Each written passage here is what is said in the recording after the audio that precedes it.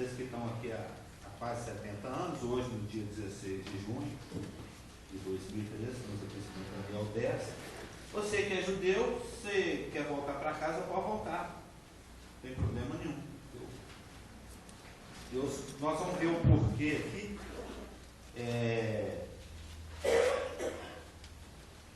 Deus trabalhou de uma tal forma que esse rei se tornou benevolente.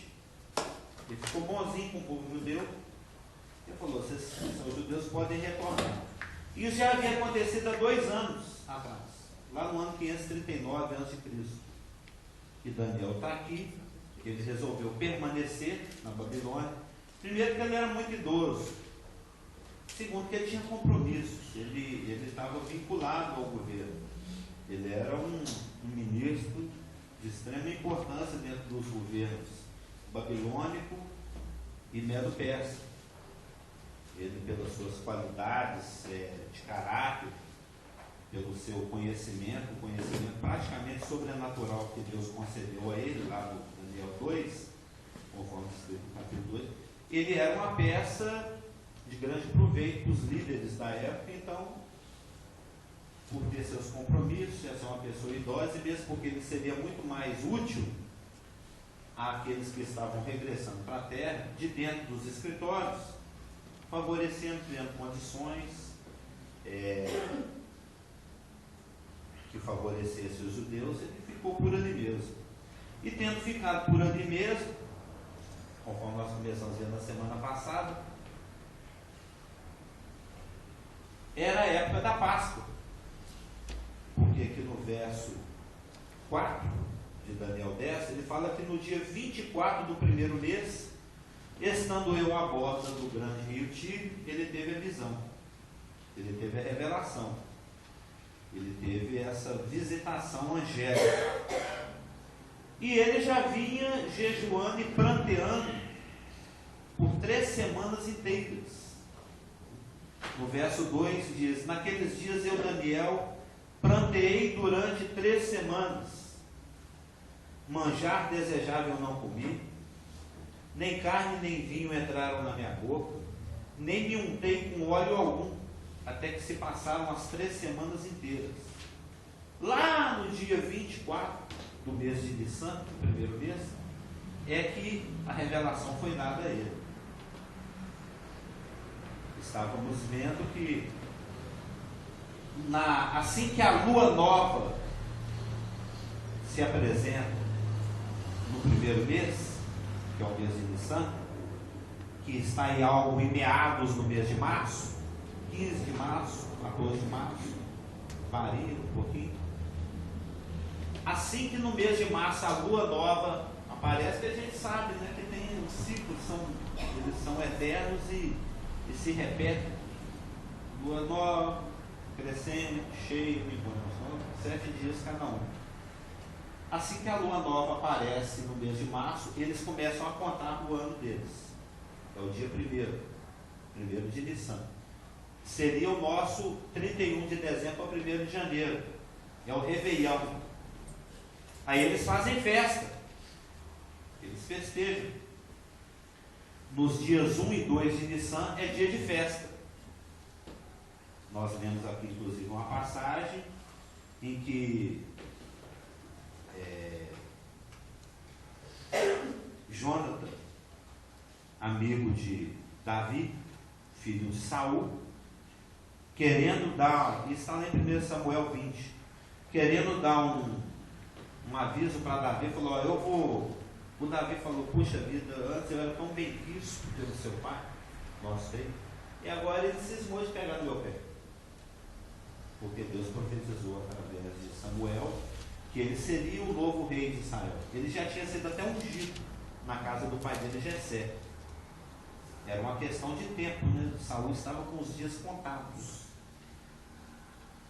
E Davi soube esperar a sua vez. Ele não fez justiça com a própria mão. E Jonathan, por ter discernimento espiritual, já tinha percebido isso e falou: olha, eu sei que Deus te entregou o reino e eu vou ser o segundo no reino. E eles fizeram um pacto. E eu tô achando que o meu pai ainda não vai muito com essa chapa, não. Ele está querendo te matar. Mas eu vou assuntar. Eu vou assuntar meu pai. E como você não pode aparecer, porque tinha recompensa, né? Tu vê aquele negócio, procura-se vivo ou morto. Tinha a foto do Davi para tudo quanto é lado lá em Israel. O Saul oferecia recompensa pela cabeça de Davi. Ele queria garantir o reino. A vontade de Deus é que o outro seja rei. Matemos a vontade de Deus. Vamos matar o Davi. O ser humano, a sua ganância, no seu engano. Aí vai fazer o seguinte: você fica escondidinho, eu vou jogar uma flecha.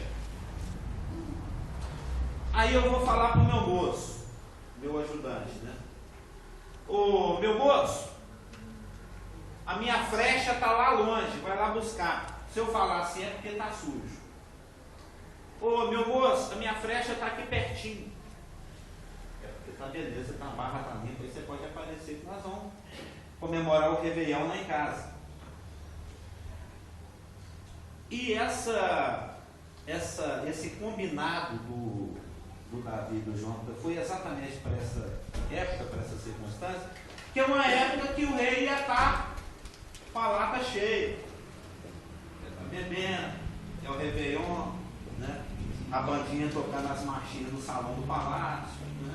Quanto isso, né? Aquela história, a bandinha tocando, Saul alegre, ele não ia dar nem falta do meu filho, não ia estar nem pensando em Davi, ele ia estar pensando na caneca cheia de vinho, o oba-oba, aquela coisa toda, porque era um costume, isso é até hoje. O judeu, nos primeiros 2 dias do ano, dia 1º e 2º de Nissan, 14 para 15, 15 para 16 de março, eles comemoram o Réveillon deles, seguindo o calendário religioso. A partir do dia 3, eles já começam a se preparar. Eles já... É igual o carnaval e quarta-feira de cinza, né? O pessoal apronta, depois vai rezar. Vamos ficar 40 dias cego agora, porque nós aprontamos muito. Nós deixamos a carne nos levar, que é o carnaval, né? Deixa a carne me levar, a carne me leva eu. É o carnaval e depois vamos rezar. É porque eu estava falando isso para o Rafa hoje. O catolicismo nada mais é do que um judaísmo distorcido. As rezas, as velas, aquela coisa toda. E o judeu é a mesma coisa, ele brincava e caía na folia por 2 dias, depois vão ficar sério. Hoje agora, dia 3, né? O 3 Nissan de cinzas, né? Porque dia 10, daqui uma semana, é Páscoa. Páscoa de acordo com as prescrições de Êxodo e etc, lá da Torá, do Torão. Ele ganhou a Torá comentada pelo Sabino, pesa não sei quantos quilos. Eu falei que toma cuidado, porque rabino não tem o Espírito Santo. Tem muita coisa ali que dá para você aproveitar, mas não 100%. Retém o que é bom. Mas eu já vi informações bacanas. E ele achou isso aí que tem que ler ao contrário. Né? Você vem da última página para frente, para trás, para frente. Assim.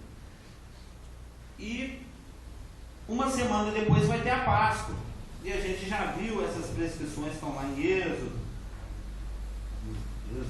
12, se não me engano, Êxodo 23, Sepete Levítico, Sepete Deuteronômio. É uma época de aflição. A Páscoa, Deus determinou como um memorial eterno para o judeu, para que ele se lembre. Um dia você foi escravo. Um dia você estava na pior. Mas eu te tirei de lá. Mas eu quero que você se lembre que você um dia viveu na amargura. Você viveu sob a sombra da morte. A morte pairava sobre você. Você estava na mão de uma pessoa, o faraó, que era dono de vocês. Ele fazia o que quisesse. Podia matar, podia fazer o que quisesse. Podia fazer sofrer. Faz tijolo sem a palha e etc. Mas eu tirei vocês de lá. Então a Páscoa, que celebra a libertação do povo judeu dessa situação, era para ser comemorada com o pão da angústia. Deuteronômio 16:3. O pão da aflição, com ervas amargas, não era com chocolate de trufas, coisinha doce, não era com coisa amargosa, uma coisa para lembrar a aflição. Você vai comer o seu cordeiro, mas você vai comer ele com a sandália no pé e o cajado na mão, com pressa. Corra que a polícia vem aí, né? O bicho vai pegar do seu lado. Eu vou matar os primogênitos tudo da galera, a galera vai ficar com raiva. Eles vão querer descontar isso em alguém, vai ser vocês. Então vocês comem a sua janta e a sua ceia. Bom dia. Rapidinho, correndo, porque vem cocão. E eles tiveram que sair às pressas, depois de comer o cordeiro, que tipifica a Cristo em vários sentidos, os pães amargos, as ervas amargas, os pães sem fermento. E essa época está se aproximando. Então, a partir do dia 3, dentro do costume judaico, Daniel começou a fazer o seu jejum. E ele estendeu esse jejum até que chegasse o dia 10. Ele já fez extra de plus, né? Porque o obrigatório era do dia 10 ao dia 20, do dia 10 ao dia 14, depois do dia 14 até o dia 21. E terminada a obrigação, ele ainda fez mais 3 dias. Na verdade, ele estava determinado a fazer esse jejum, conforme já foi até comentado, porque não era um jejum absoluto. Ele, por ser uma pessoa idosa, etc, ele não é que ele não comia nada nessas 3 semanas. Ele abriu mão daquilo, como a gente deu aqui, daquilo que era desejado. Chegava o garçom com aquela bandejinha, você com a pizza, picanha, chuleta, fraldinha ao ar, tem um alface com cenoura. Ele só comia o básico. Não tomou vinho, não comeu o pão dos prazeres, né, o manjar desejado, que seria a tradução literal, para fazer um contraste com o pão da angústia, a versão de Deuteronômio 16.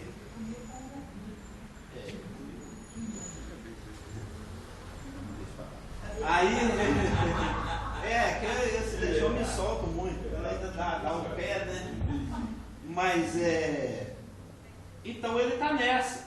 Eu vou ficar aqui, igual o Rafa estava me contando, que teve um certo objetivo de oração que ele pretendia alcançar, e ele falou: nesse dia eu peguei pesado com Deus. Bati lá até e alcançou a graça, vamos dizer assim. Ficou lá. Eu falei: fizeste bem, que é assim mesmo que funciona. Eu contei para ele a história da viúva que ficou importunando o juiz. Falei: se você quer realmente que Deus te responda, insiste. Espanca a porta, fica lá, uma hora ele vai abrir. Porque se o juiz que não teme ninguém abre, Deus não vai abrir a porta dele, não bater. Fica lá dentro. Ou seja, teimoso, seja insistente. E Daniel estava nessa, isso é um costume judaico. Eu não vou sair daqui, não vou parar com o meu jejum, com a minha oração, enquanto você não me responder. E isso aconteceu no 24º dia, depois de 21 dias batendo na porta. Mas Deus estava fazendo hora com a cara de Daniel. Não, deixa ele sofrer mais um pouquinho. Não. O anjo mesmo fala que desde o dia que ele, verso 12, não temos Daniel, porque desde o primeiro dia em que aplicaste o coração ao compreender e a humilhar-te perante o teu Deus, foram ouvidas as tuas palavras, e por causa das tuas palavras é que eu vim. Ou seja, desde o momento, porque aquilo, se no Velho Testamento era assim, no Novo é mais ainda. Nós temos um Skype com Deus. A câmera e o microfone está apontado para você, Espírito Santalmente, full time. Você sai da terra para o céu assim, um milésimo de segundo. Na hora que você eleva o seu pensamento a Deus, Deus já está aí, fala aí, pede, nossa, estou doido para te atender, estou doido para satisfazer os desejos do seu coração. A gente aqui é bobão. Pedis, vão receber isso que eu não pedis. Ou então porque você pede mal.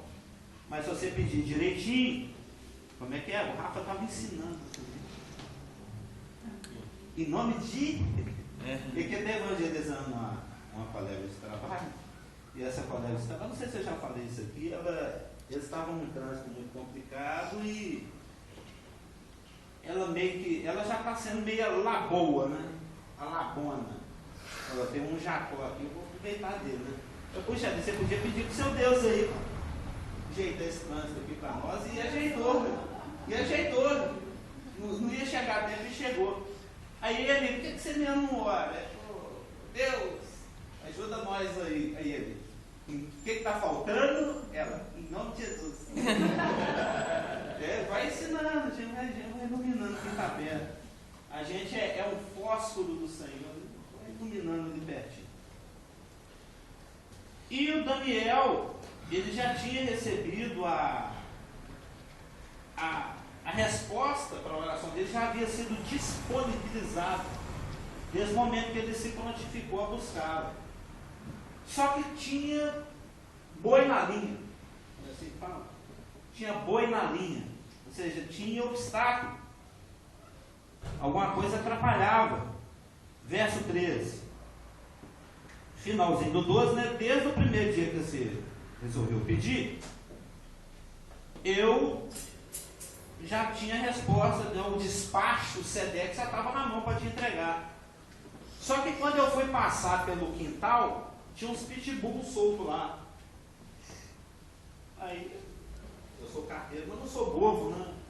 Que carteiro que pula na frente do pitbull para entregar a carta? Você prende esse cachorro aí, você não entrega esse não. É daquelas para assinar ainda, né? É registrado. Você tem que ter certeza que chegou na mão do cara certo. Como é que é um despacho? Na justiça sempre funciona desse jeito, né? Tem que ter o. O rapaz assinou.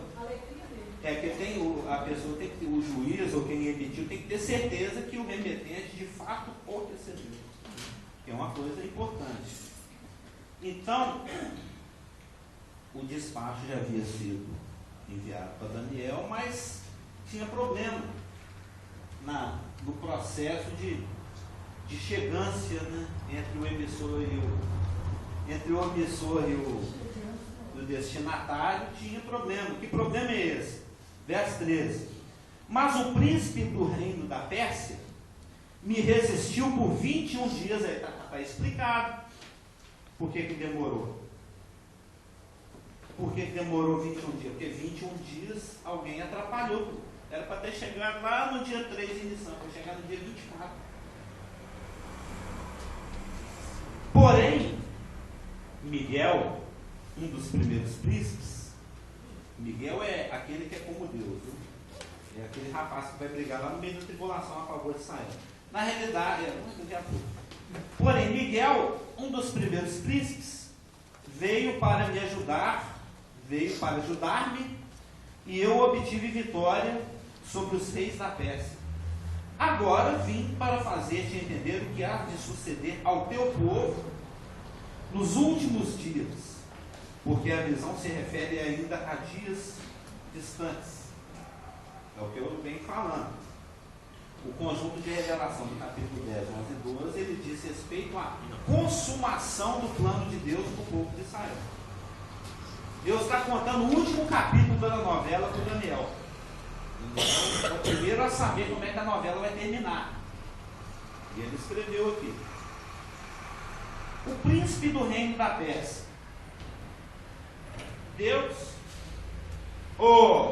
anjo Sedex, por favor, pega essa carta aqui e entrega lá para aquele rapaz, lá, o meu muito amado servo Daniel. Beleza.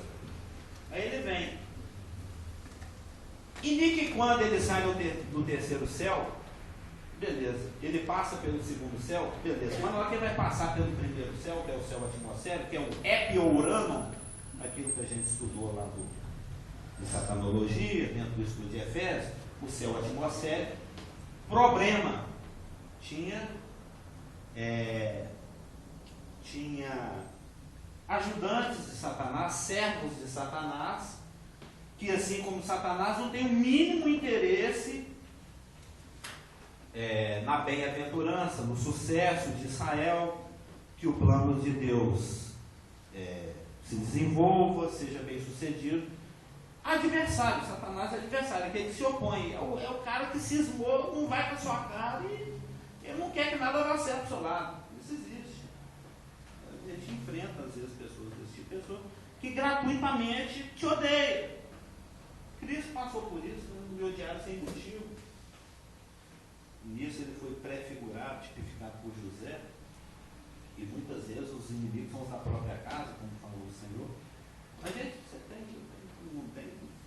Parente que, na realidade, é espiritual, é porque você nasceu de novo. Mas parente que te odeia assim. O que eu fiz para esse cara? Eu estou querendo o bem dele, esses moros, e tem os dele de Satanás que são assim também.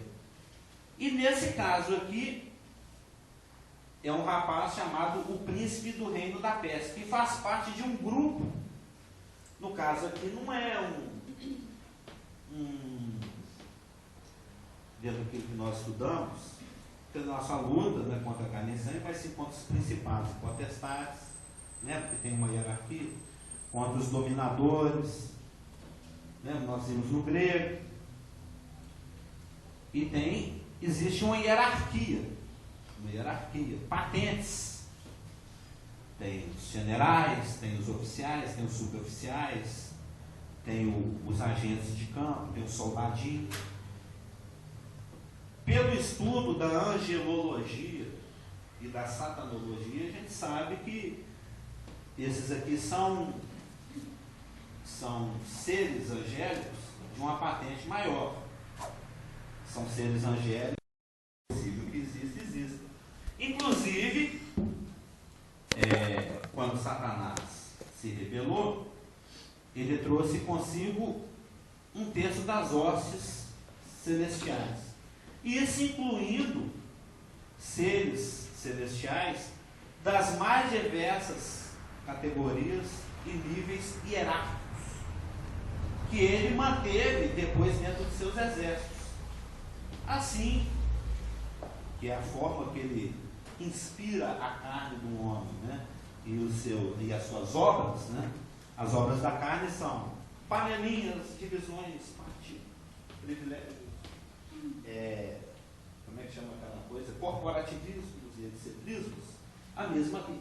O que acontece aqui é reflexo do que acontece no invisível.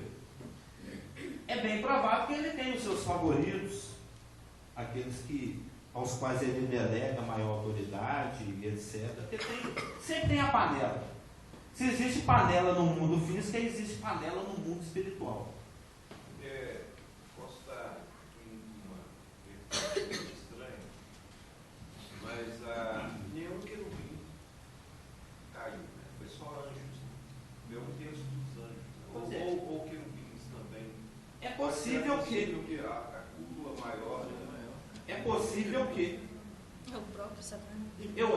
um querubim pelo menos caiu, que foi eu acho que é até mais possível de todas as classificações, né? O mais possível que tem é exatamente o querubim, porque quando ele começou a infectar o céu, ele não foi lá no mais baixo escalão, ele já começou aqui nos colegas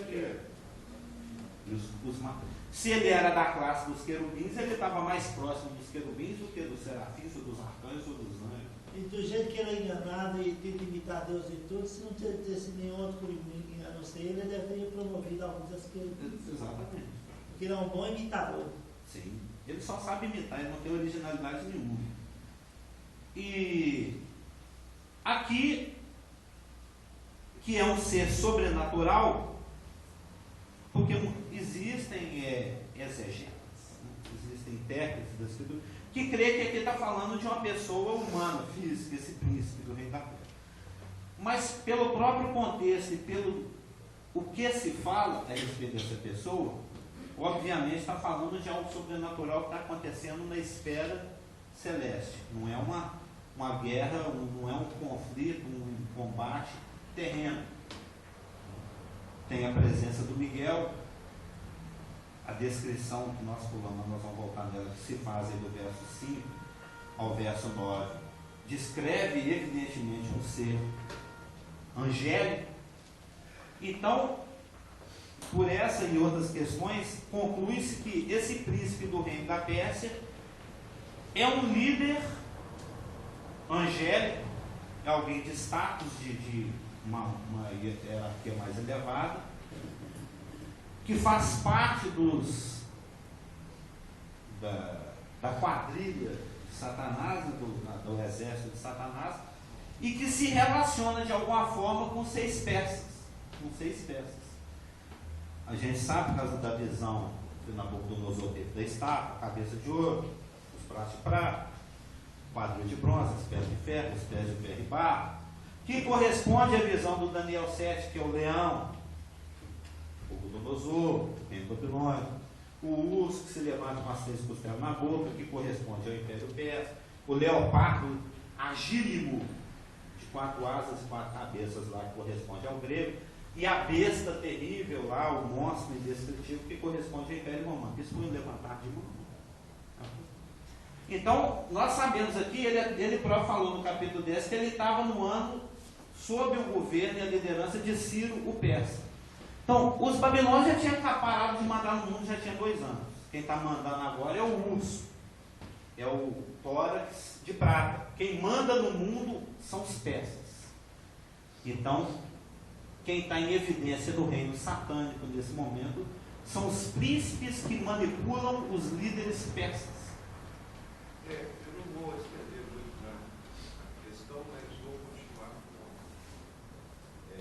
com o querubim na visão do Apocalipse tem uma cabeça de leão com olhos ao redor. Isso não é físico, né? Isso é só simbólico para descrever suas atividades e caráter. Né? Tá. Porque no caso, como o Satanás não é onisciente, não é onipresente, nem onipotente. Eu conversei nisso com o outro dia. Ele é uma criatura limitada ao tempo e ao espaço, sabendo que pouco tempo lhe resta. Evidente que Deus tem os seus meios e por esses querubins ele tem a visão talvez total, vamos dizer assim. Vamos que ele não tivesse o poder de estar em todo lugar, né? Porque uma pessoa normal pode pensar, são milhões, trilhões de pessoas, não é que tem controle de todos, né? E essa visão do querubim como cabeça disso, como águia, olhos que giram, né? No caso do Satanás, ele poderia também, no caso da imitação, ou de fato os querubins têm uma visão mais, no caso com relação a anjos, por exemplo. Os anjos têm aquela parte de falar, e os anjos serviram ao fulano, se de cima da escada para baixo, trazer comida, o próprio Jesus no deserto, os anjos serviram e tal. Existe alguma coisa? Sim. Eu acho que é até bastante compreensível que existem seres mais capacitados, mais qualificados. Dentre as classificações angélicas, que isso acontece até no reino animal. A águia tem uma visão que, lá de cima, ela vê uma pulga, um piolho andando no pelo do rato. O cão tem uma audição muito de acuidade, ele alcança uma frequência baixa e alta que o ser humano já não. Nós estamos limitados ali dentro de uma faixa de decibéis. A partir de X decibéis até tantos decibéis, a gente tem a acuidade auditiva. Passou disso e com infração ou ultrassons, a gente não escuta.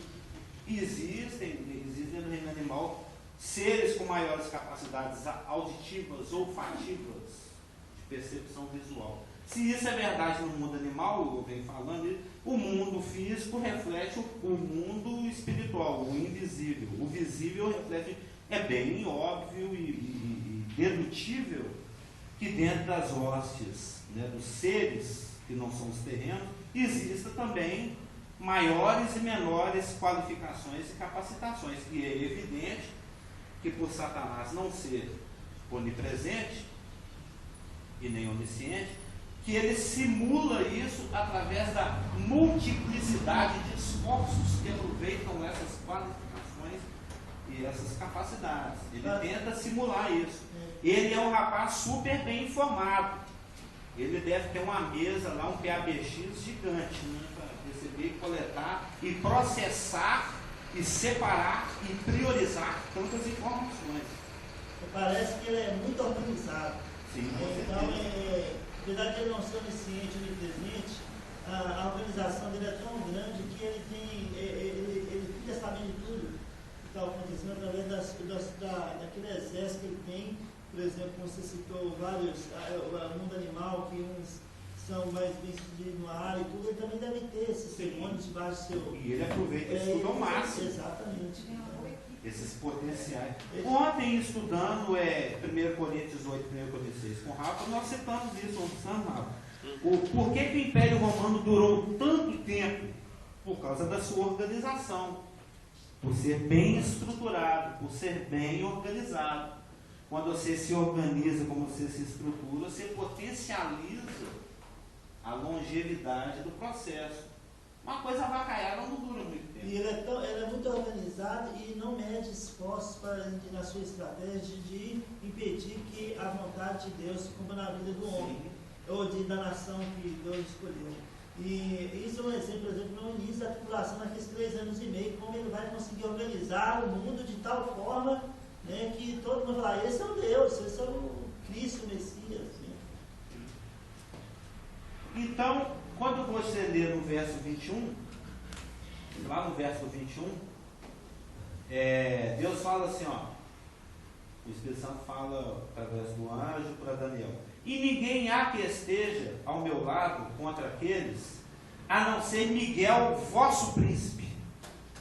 Ele é um judeu. Miguel, vosso príncipe.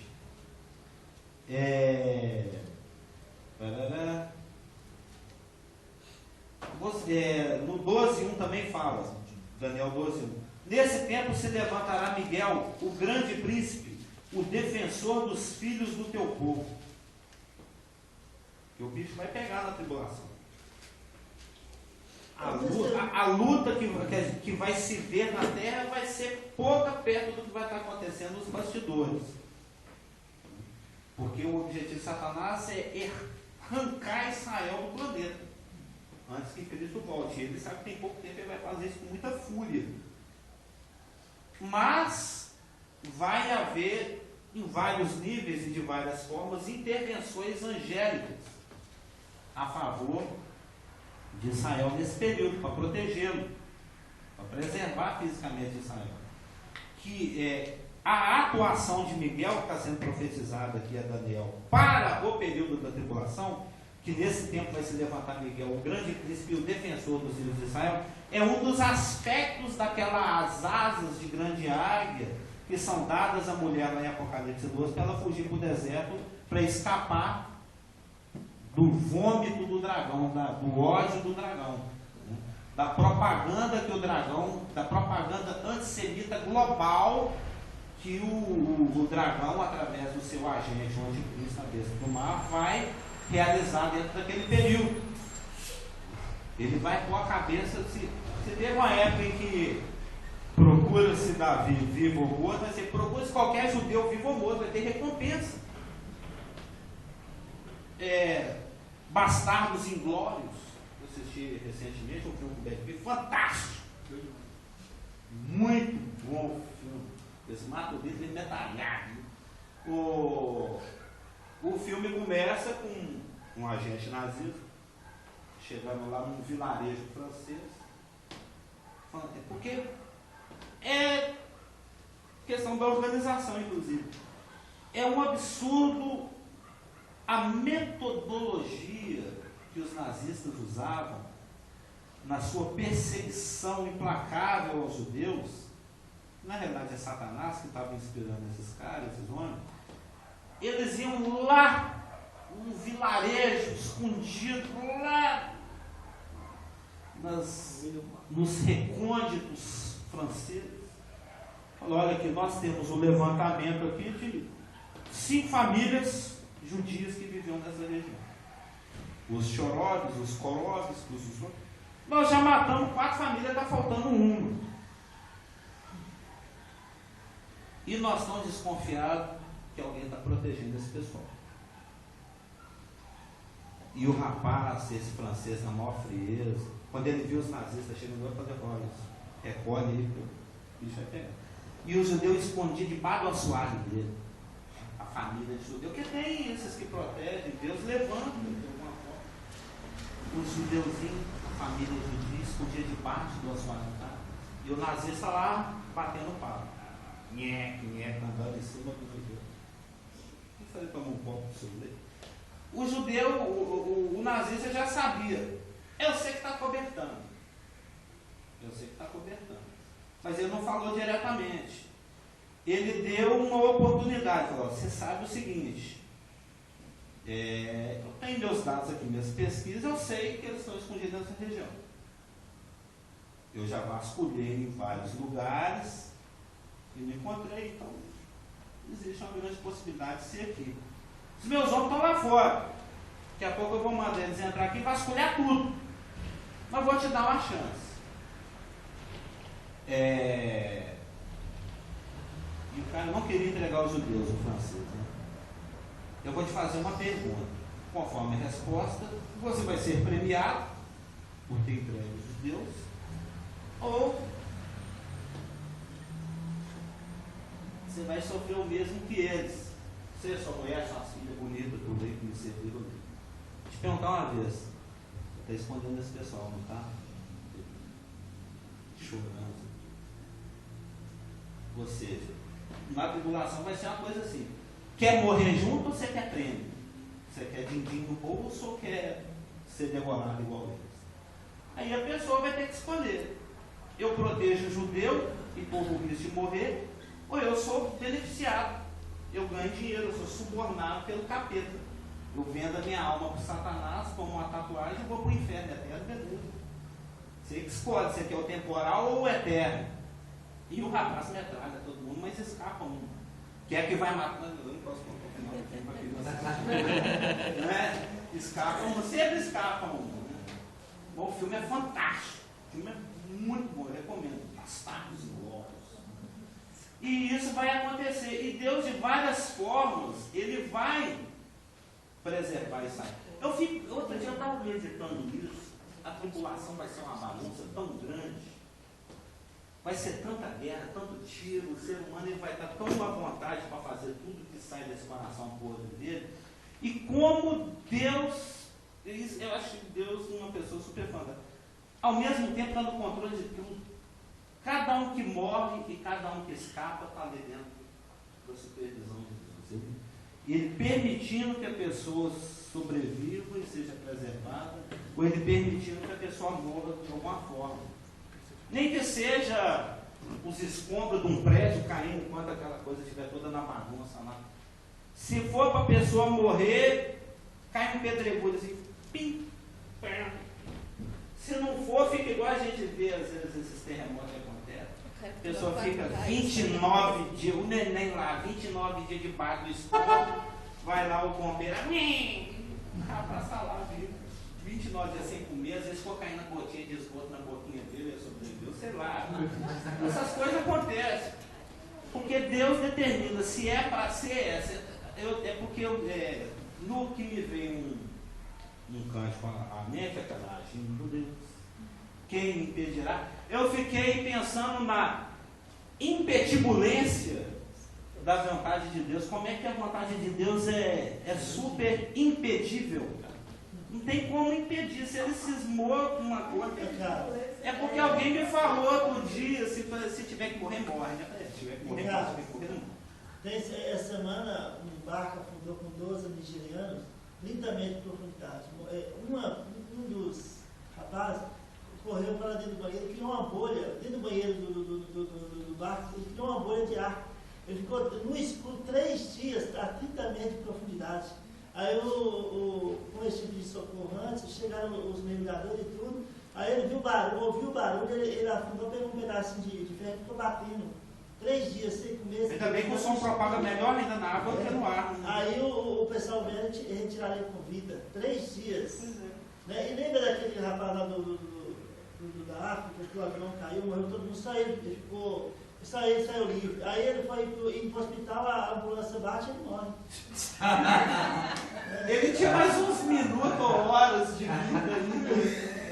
Não tinha cumprido o script. Já que eu estou dando um exemplo, eu vou para o Brasil de Minas Gerais. Um bebezinho, deve ter 1 mês atrás, ele tem 1 ano e pouquinho, 2 anos e pouquinho. Ele mora numa fazenda no interior de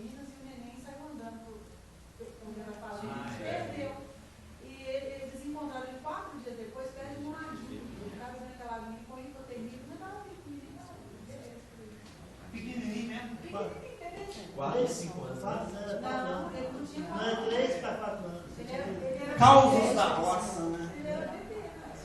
Uns 3, 4 anos. Mas o que eu quero que os irmãos observem é: Israel tem um arcanjo, alguém de elevado status angélico, para protegê-lo fisicamente, para dar combate espiritual nas horas que o bicho pega, espiritualmente falando. Traduzindo assim, tem um anjo da guarda. Israel, na realidade, não tem um anjo da guarda. Israel tem um arcanjo da guarda. Diga-se de passagem, parece que é o campeão dos céus lá, né? É o melhorzão que está tendo. Porque Deus, é lógico, se Israel é a menina dos olhos de Deus, ele não ia pegar um anjinho mequetrefe para tomar conta de Israel. Ele pegou o melhorzão de todos, não, Mike Tyson angélico. O melhor que tem, porque a gente observa pelas poucas referências que você faz a Miguel, é que quando ele chega, ele resolve apagar. O treco está agarrado. Tem gente até que adora Miguel. Tem adoradores. Existem teorias de interpretação até que fala que Jesus Cristo é Miguel. Os testemunhos de Jeová falam isso. Sim. Que Miguel e Jesus é uma coisa só. É o maior de todos os arcanjos. Tem igreja evangélica que adora Miguel. Outro dia eu achei. Poderosa corrente do arcanjo Miguel vai resolver seus problemas, vai desembaraçar tudo. Tem, eu não vou citar aqui quem, mas que já fala o nome. Mas tem igreja evangélica adoradora de Miguel. Você vê o status que o rapaz tem. Ele é tipo assim: se o bicho estiver pegando, até estiver embolado, chama o Miguel. Chegou e resolve. Você acenou, trancou o sol. É interessante essa coisa porque o anjo ele tem sentimento também. Sim, ele é uma pessoa. Porque Sentimentos associam com vontade.